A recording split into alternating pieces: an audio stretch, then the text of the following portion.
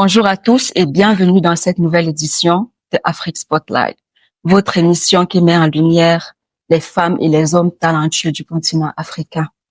Êtes-vous prêts à plonger dans l'univers passionnant des mines et du pétrole? Nous avons le privilège d'accueillir aujourd'hui sur notre plateau une véritable pépite, une figure d'exception dans le domaine. Il s'agit de Monsieur Loïs Kamga. Ingénieur émérite, expert en optimisation des méthodes d'extraction du pétrole et titulaire d'un doctorat dans ce domaine, il a accepté de nous rencontrer et de nous raconter son parcours. Bonjour Loïs et bienvenue sur notre plateau. Bonjour madame, c'est un plaisir d'être sur votre plateau. Je serai aujourd'hui en compagnie de Kevin. Bonjour Kevin. Bonjour, bienvenue Loïs sur le plateau. Bonjour Kevin. Merci de me recevoir aujourd'hui sur votre plateau. C'est tout un plaisir de participer à cette émission.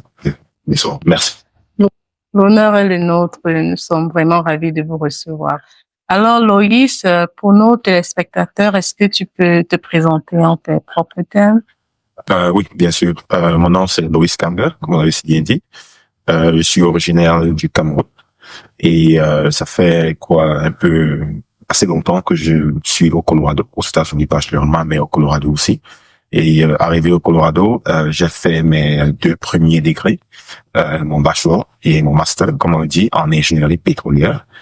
J'ai fait un peu de travail avec Schlumberger, de la grosse boîte de services pétroliers. Et après Schlumberger, j'ai aussi travaillé avec Libby, au British Petroleum. Et après cela, j'ai fait un doctorat spécialisant dans l'optimisation des ressources minières et pétrolières. Plus dans comment est-ce qu'on peut réduire le temps qu'on met dans des champs pétroliers. Et voilà un peu mon parcours. Aujourd'hui, je suis en tant que consultant, je suis chez McKinsey, où je fais un peu de comment improver la performance des compagnies. Wow, brillantissime. Merci. Moi, tu nous as dit que tu as fait ton travail de recherche dans l'optimisation du temps d'extraction de pétrole dans la roche.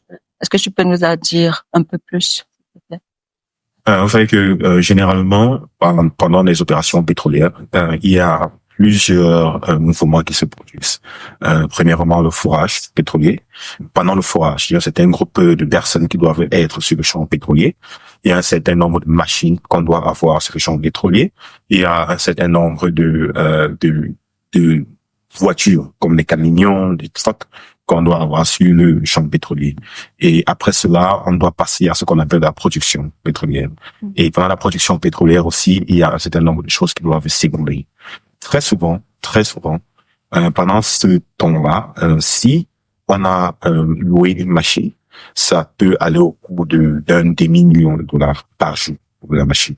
Alors, le travail que j'ai fait consiste à optimiser le temps qu'on doit passer avec ces machines pendant toutes ces opérations pétrolières. Si généralement, une opération pétrolière qui va du forage jusqu'à la production prend environ 30 jours, vous vous rendez compte donc que pendant ces 30 jours, on doit trouver un moyen de payer ces machines et qui peuvent courir à presque 15 millions de dollars. Et mon travail serait comment est-ce qu'on peut réduire ces 30 jours à 20 jours ou à 25 jours pour trouver un moyen de garder un peu d'argent et d'être plus efficace pendant ces opérations. Ça signifie que, au terme de tes recherches, tu as pu apporter une solution aux compagnies pétrolières pour qu'elles puissent save un peu plus d'argent. Mais n'oublions pas que pendant les recherches et pendant une thèse pareille, tout se passe avec l'ordinateur, n'est-ce pas? Donc, des simulations sont faites avec l'ordinateur et quand on va sur le terrain, on a affaire à des hommes. Okay. Donc, peu importe le nombre de simulations que je vais faire avec mon ordinateur, si un homme sur le terrain dit que il ne peut pas conduire pour amener le tracteur à l'armée, eh ben, le temps ne serait pas safe. Donc, il faut non seulement faire des simulations pour savoir d'une manière très optimiste, d'une manière très calculée, combien de temps est-ce que, logiquement parlant, en combien de temps cela peut se faire? Est-ce que ça peut se faire en 20 jours ou est-ce que ça peut se faire en 25 jours? Et une fois de plus qu'on ait ce temps-là, on peut donc essayer de jouer sur le terrain avec les hommes pour essayer de les pousser un peu plus. Okay. Mais une fois de plus, ce sont des hommes. Et s'ils décident de ne pas aller de A à B, c'est compliqué. Ça veut dire que pour ces recherches, tu as travaillé, tu es allé sur les mines, les champs pétroliers. C'était ici au Colorado ou bien? Oui. La compagnie qui nous donnait des données pour faire sa recherche est basée au Colorado. Et elle nous a donc permis aussi d'aller sur des champs pétroliers et leurs champs pétroliers qui sont dans les alentours du Colorado pour essayer non seulement de convaincre des travailleurs sur le champ pétrolier qu'ils peuvent faire plus, ils peuvent faire mieux, ils peuvent faire plus rapidement, mais aussi pour essayer de voir physiquement comment est le travail qu'ils sont. Je sais que l'industrie du pétrole varie énormément. Moi-même, j'ai eu à voir des fluctuations du prix du pétrole. Il y a des moments, ça remonte terriblement. Il y a des moments, on nous annonce à la télé le licenciement dans le secteur pétrolier. Alors, comment est-ce que toi, tu arrives à t'en sortir avec toutes ces L'industrie pétrolière, effectivement, a énormément de fluctuations. Des fluctuations qui sont très liées à ce qui se passe dans le monde entier sur le plan politique. C'est une industrie où on dit souvent sur le prix du pétrole, si c'est $100 le baril, 15% de cela est dû à une situation géopolitique. Donc, $15 sur $100 serait dû à une situation géopolitique. Pour répondre à votre question, comment s'en sortir sur cela, je pense que la première des choses, qui est la plus importante des choses, une bonne compagnie, qui a pu faire des simulations sur leurs ressources, sur leur coût d'exploration. S'il y a des compagnies qui vont dire, je sais qu'aujourd'hui le prix du pétrole est à $100, mais à cause des fluctuations, je fais toutes mes recherches, toutes mes simulations avec un coût de pétrole de $40. Cela me permet d'avoir une marge d'environ $60 pour pouvoir un peu m'amuser avec. Par contre, dans les petites compagnies, ils n'ont pas cette possibilité de faire, de dire, ok, je vais faire toutes mes simulations avec $40, parce que justement ils sont très petites. Economic of scale, right? La plus grosse compagnie peut se permettre de faire cela. Donc, pour s'en sortir, encore une autre question, il faut bien choisir la compagnie et aussi, il faut aussi choisir un domaine assez niche. Le pétrole, l'industrie pétrolière est vraiment variée de plusieurs domaines. Donc, il faut vraiment rentrer dans une zone qui permettra d'être toujours plus, d'être toujours plus demandé sur le terrain. Donc, je pense que c'est le secret pour s'en sortir. Mais pour moi, particulièrement, ça n'a pas toujours été très facile. Et j'ai pas toujours aimé la fluctuation. Et c'est la raison pour laquelle je me suis plus penché sur le consulting. Donc, tu travailles aujourd'hui pour la plus grosse boîte de conseil des États-Unis. En quoi consiste ton travail? Et qu'est-ce que tu fais au quotidien? Okay, la plus grosse boîte de conseil des États-Unis, je sais pas si je dirais ce terme, c'est vrai que nous avons eu beaucoup de succès à McKinsey dans le passé et puis nous avons eu la possibilité de conseiller les vrais. C'est pas moi qui l'ai dit, c'est Google qui le dit, donc. Faut préciser qu'il travaille à McKinsey, comme il l'a dit, c'est Google qui le dit. Je dirais que dans le conseil, ma spécialité est dans l'implémentation. Et l'implémentation, qu'est-ce que ça veut dire? En fait, ça veut dire que après avoir vu comment une compagnie, la performance d'une compagnie par rapport à ses égaux sur le marché, donc après avoir vu comment est-ce qu'elle se comporte et comment quelles sont par rapport à d'autres compagnies de la même taille et du même chiffre d'affaires sur le marché, si on se rend compte que elle n'est pas assez performante, qu'elle ne fait pas assez bien, alors c'est là où on nous envoie ceux qui font de l'implémentation. L'implémentation, ça veut dire que on y va et puis on essaye de parler à ce qu'on appelle en anglais des frontline managers ou encore des managers qui sont devant en train de travailler sur des choses avec les mains et on essaye de causer avec eux, de comprendre plus précisément qu'est-ce qu'il faut pour qu'ils fassent mieux et comment est-ce que on peut essayer de communiquer le message qu'ils sont pour faire mieux à ce qu'on appelle la C-suite, c'est-à-dire les exécutifs, le CEO, le CFO ou encore le CEO. Donc, c'est de ça que je me spécialise dans le conseil, dans l'implémentation des projets. Donc, vous êtes un peu comme un médecin qui va évaluer un patient et diagnostiquer de quelle maladie souffre le patient, quoi. Oui, exactement. Donc, c'est exactement cela. Mais après le diagnostic, c'est-à-dire, j'aime bien cet exemple du médecin, parce que ça exemplifie exactement ce qu'on fait. Parce que la première étape serait un diagnostic. Vous êtes un jeune homme de 40 ans et vous êtes un homme 40 ans et comparé à tous les autres hommes de votre âge, vous présentez certains symptômes qui ne devraient pas y être. Alors, ça, c'est la première étape, le diagnostic. Et la deuxième étape, c'est de voir quels sont ces symptômes et comment est-ce qu'on peut faire les changements. Et la troisième étape serait l'implémentation de ces changements. Si par exemple vous êtes obèse et à 40 ans vous ne devrez pas l'être parce que la plupart de vos amis à cet âge sont pas obèses, sont en bonne forme physique, alors on va vous faire un plan de régime. Mais faire un plan de régime, c'est une chose, ça.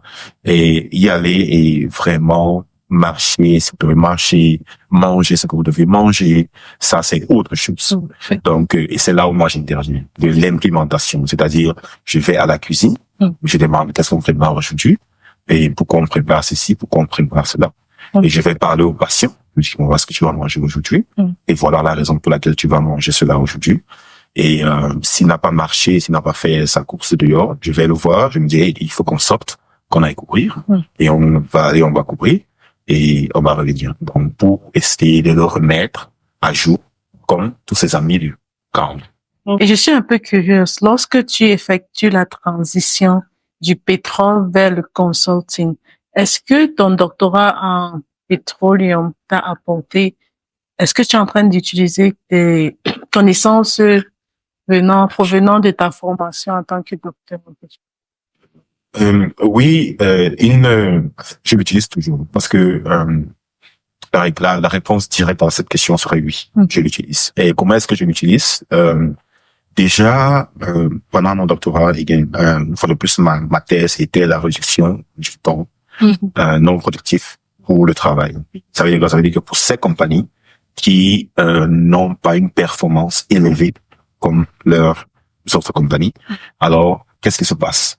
Est-ce que c'est parce que vous mettez trop long à faire certaines choses ou vous êtes trop lent dans certains domaines? Comment est-ce que je peux improver? Je peux essayer de trouver un moyen d'avancer sur votre performance. Ça, c'est une manière. La deuxième manière que j'utilise, c'est parce que souvent aussi, on va donner des conseils à les industries pétrolières. Et quand on donne des conseils, on dit il y a 3 astuces. Par exemple, pour donner des conseils et pour bien les faire. La première astuce, c'est de connaître le client. D'être très en sync avec le client. Et on connaît le client parce qu'on a déjà eu à travailler avec ses clients. Ou encore parce qu'on est très, très familier avec la compagnie, donc ce client. La deuxième astuce, c'est de connaître le domaine dans lequel ce client fait. C'est-à-dire que si c'est un client qui fait dans le pétrole, je connais le domaine déjà. Et voilà. Et la troisième astuce, c'est vraiment de savoir d'être en très bonne entente avec l'équipe avec laquelle on va travailler. Donc, pour revenir à cette réponse, la deuxième astuce pour moi, c'est que, étant donné le fait que souvent, je ne connais pas le client, n'est-ce pas? Et je connais au moins le domaine pétrolier. Donc, même si je ne connais pas les clients qui je vais travailler, j'ai au moins cette possibilité de lui prouver que je connais le domaine. Et cela, ça me permet de rester sur un pied. Et aussi, j'essaie aussi vraiment de comprendre le client, de connaître le client. Donc pour répondre à cette question, voilà, comment est-ce que je l'utilise vraiment. Nous savons que le milieu de consultant, milieu dans lequel tu travailles, c'est un milieu à rythme très rapide, et fast-paced environment, comme les Américains disent. Comment tu fais pour te retrouver un peu au milieu de tout ça? Je pense que je dirais qu'il y a peut-être trois raisons pour lesquelles je me retrouve au milieu de tout cela. La première raison, c'est que après avoir fini un doctorat en ingénierie où j'ai fait des simulations, j'ai écrit des lignes de code, j'ai su que je ne veux pas être un ingénieur. J'ai compris que je n'ai pas envie de m'asseoir derrière un ordinateur et écrire des lignes de code et de code. Je sais que ça, ce n'est pas ce que je vais faire. Donc ça, c'est une des raisons. La première est que c'est pas ce que je voulais faire, l'ingénierie.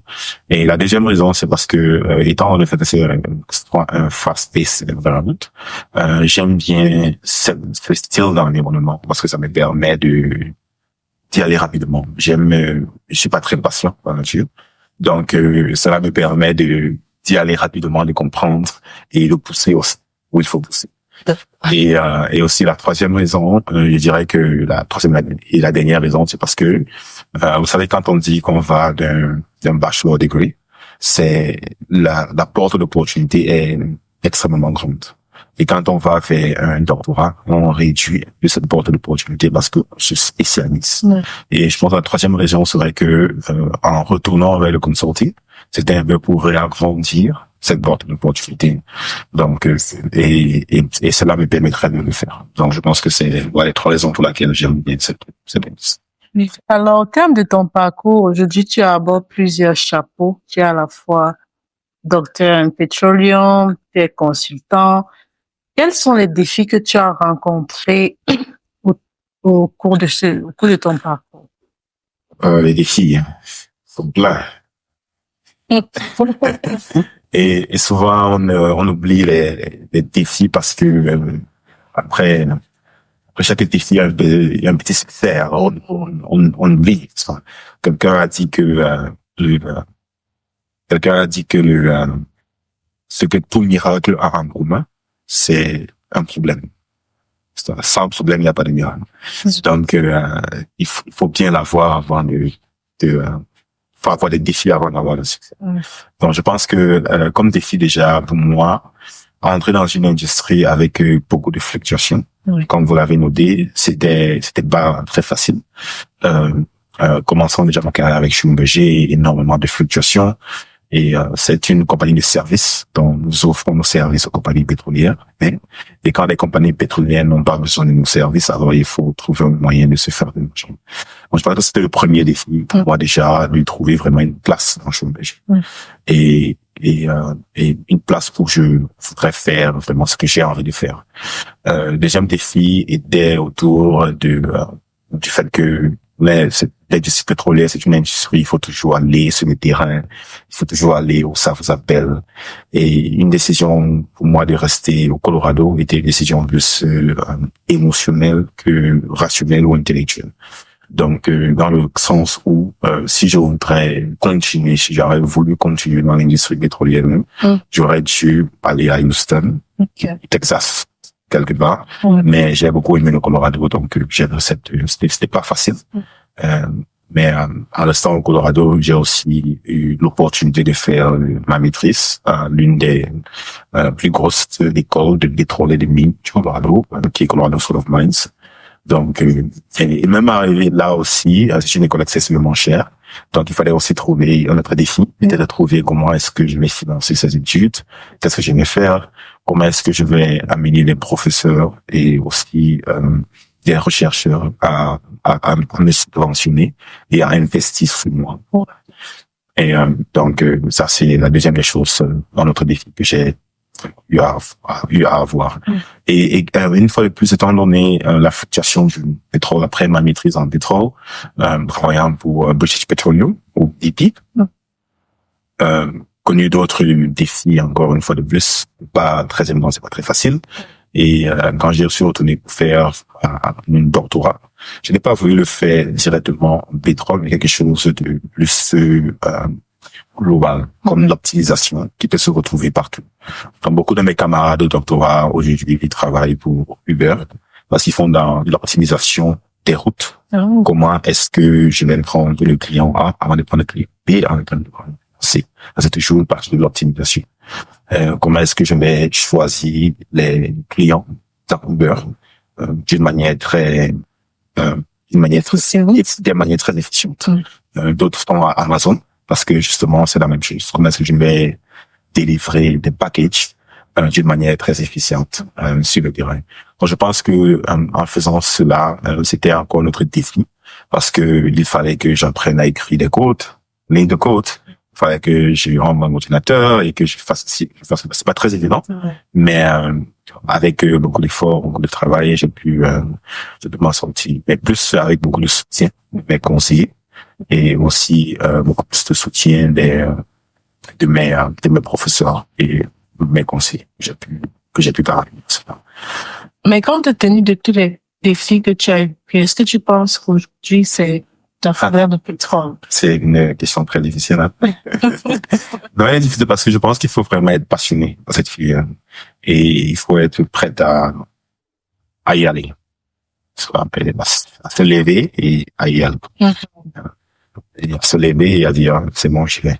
C'est bon, j'y vais. Je pense que quand j'étais à Schlumberger, mon manager m'a demandé si je vais aller travailler en Malaisie. Et je n'étais pas prêt à me lever à aller. Donc, il faut être prêt à dire, OK, d'accord. Faut être prêt à saisir toutes les opportunités qui se présentent, quoi. Exact. D'accord. Et pour un jeune qui vient de finir l'école et qui se sent prêt à saisir toutes ces opportunités, à voir le monde, parce que c'est pour ça que j'ai joué l'industrie du pétrole, parce que j'avais vraiment envie de voyager, de voir le monde et dans le processus de faire de l'argent. Donc, pour un jeune qui est juste défini et qui a ce genre d'opportunité, oui, je le conseillerais. Okay. Mais je dirais aussi qu'il faut être très, faut anticiper tout le temps, parce que à tout moment ça peut changer. Donc, c'est ce que moi je dirais.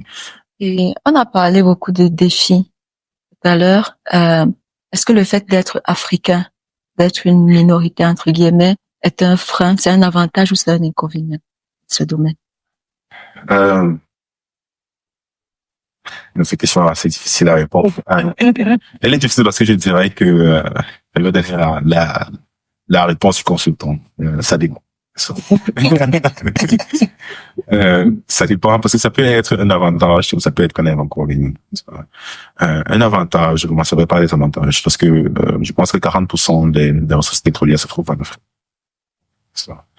Peut-être 40% un peu poussé, mais une grosse partie des ressources pétrolières que nous exploitons aujourd'hui se retrouvent sur le continent africain. Donc, en tant qu'Africain, je pense que c'est une bonne industrie pour y entrer et se retrouver sur le continent africain et faire toutes ces nouvelles explorations, ces défis. Je pense que c'est important. Et voilà des avantages qu'il y a. C'est que aujourd'hui, je pense qu'il y a 2 semaines, la Namibie a fait l'une des plus grosses découvertes pétrolières sur le continent africain. Et ça, on entend parler tous les jours. Ça. Donc, imaginez, vous êtes africain, vous êtes prêt à rentrer en Afrique et aller en Namibie. Et c'est une grosse opportunité. Mais n'oublions pas, l'Afrique peut être difficile aussi. Donc, ce n'est pas évident, c'est pas dominé. Et je dirais aussi que c'est un inconvénient parce que si vous allez rester aux États-Unis ou encore en Amérique du Nord, c'est un peu difficile parce que nous, généralement, les Africains, on a l'habitude de rester enfermés sur nous-mêmes. Et c'est une industrie où il faut toujours aller dehors. Ça.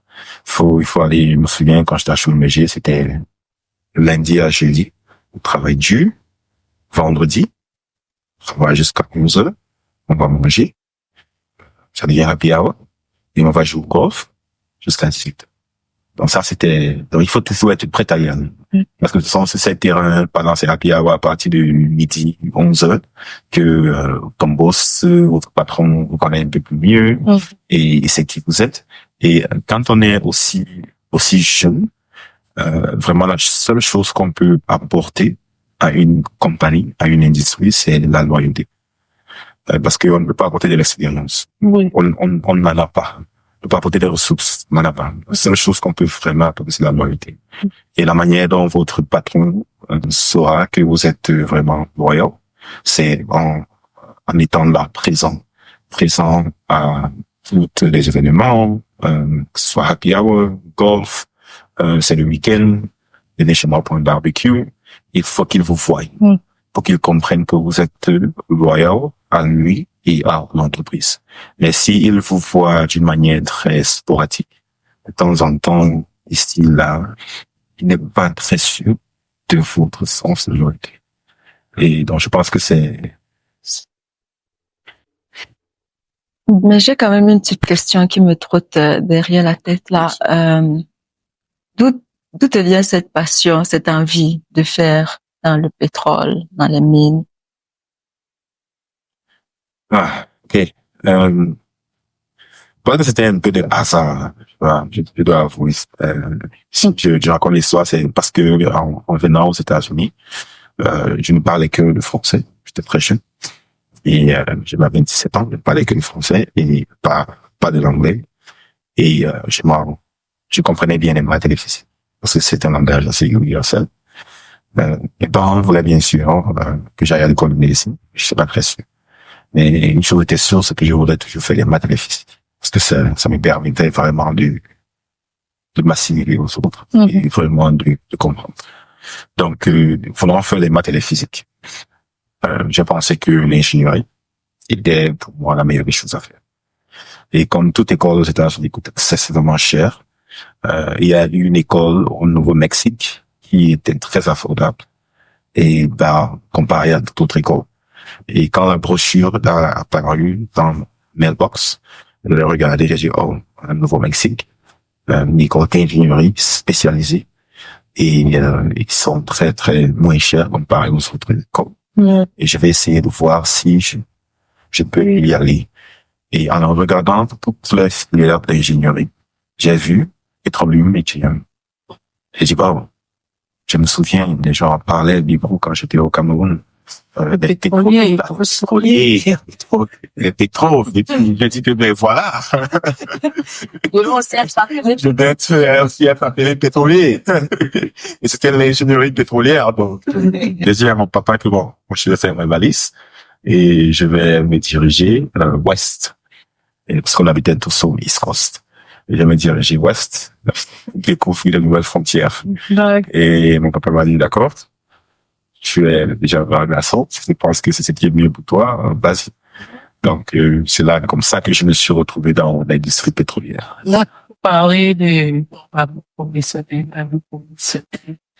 on n'a pas pu parler de personnel, idée familiale. Alors, la question est-ce que Dominique s'est marié? Est-ce qu'il a son enfant? Est-ce qu'il a une famille? Et si oui, comment est-ce qu'il concilie avec sa vie de personne? Okay. Pour la question, oui, Loïs s'est marié, femme et 2 enfants. Ils sont petits encore, mais ils grandissent assez vite. Et puis, avec ma vie de consultant qui m'amène beaucoup à voyager. Avant, je voyageais beaucoup plus. Mais récemment, dans la boîte, il y a eu une mobilisation sur les voyages et une manière un peu comme quoi de dire la réduction du carbone footprint. Okay. Et on conseille beaucoup de compagnies comment est-ce que réduire le footprint. Il fallait qu'on fasse notre part aussi. Donc, c'est le bon exemple. Donc, il y a eu beaucoup de réductions déjà. Donc, les voyages ont pratiquement été annulés. Et aussi, je pense que ça me donne un peu de flexibilité de faire autre chose et quand je peux être à la maison. Donc, avant, c'était très compliqué parce que c'était le lundi à jeudi. Et maintenant, c'est plus relax. Et je peux me permettre de créer mon propre emploi de temps et faire autre chose. Et en dehors de ta famille, qu'est-ce que tu fais pendant ton temps libre? Je suis dans le temps libre. J'ai une organisation à but non gouvernemental que je gère. Et cela dérive de ma passion pour les chevaux. Elle s'appelle Caron Farms. Et elle est enregistrée sous les frais des dons en toutes sortes d'argent. $1 à $15. Okay. Il y a all tax deductible. Donc, j'ai une organisation à but non gouvernemental qui est enregistrée en tant que ce qu'on appelle aux États-Unis 501c3. Elle est reconnue par le gouvernement. Elle est reconnue par le gouvernement américain comme étant une non-profit. Et elle s'appelle Caron Farms. Et elle fait un peu dans les chevaux et dans l'équitation. J'ai une passion pour moi que j'aurais bien voulu, bien sûr, rapporter au Cameroun. Et je suis en train de m'éduquer et de comprendre ce qu'il faut pour vraiment s'introduire à fond et vraiment faire marcher ce style d'organisation, ce style de branch que j'aime bien aimer, que j'aurais bien aimé rapporter au Cameroun. Mais c'est assez atypique sur le point africain. D'où vient cette passion? Je ne sais.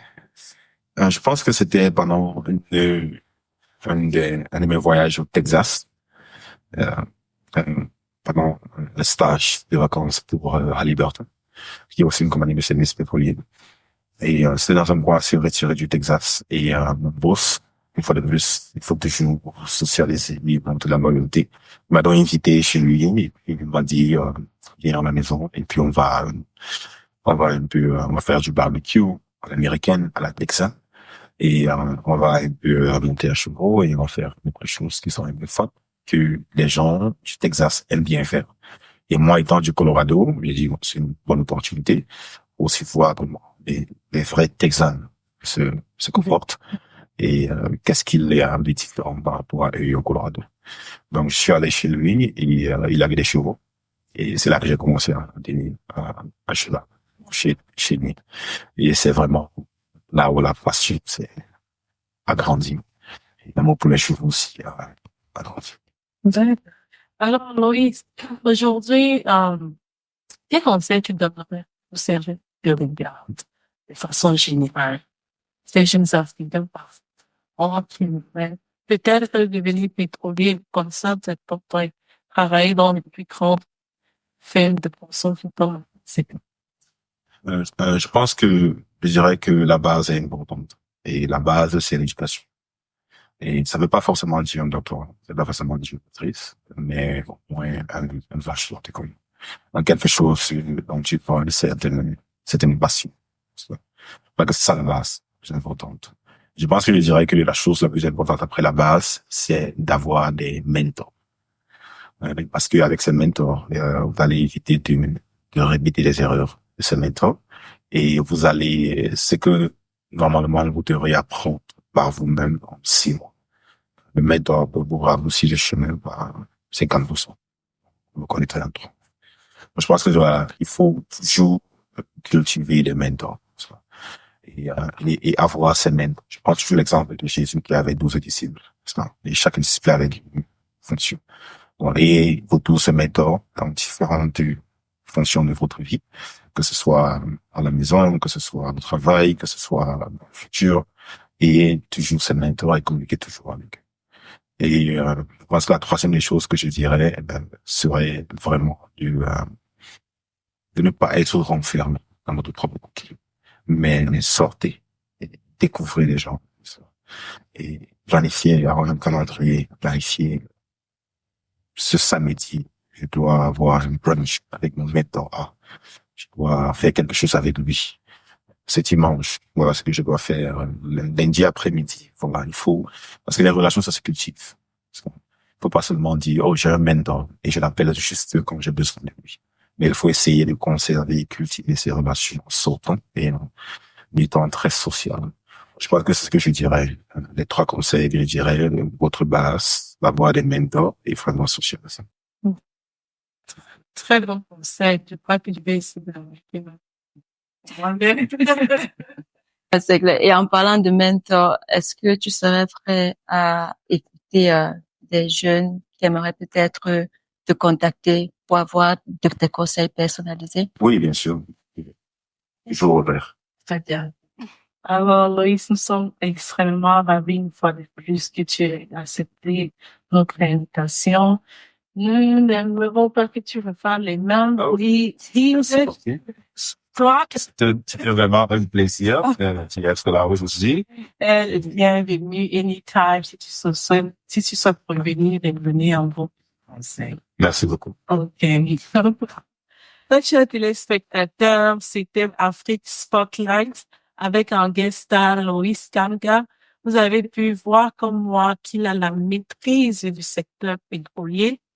N'hésitez pas de me contacter si vous désirez avoir un mentor ou bien si vous aimeriez avoir plus d'informations dans son domaine d'activité. Surtout, restez connectés sur notre channel.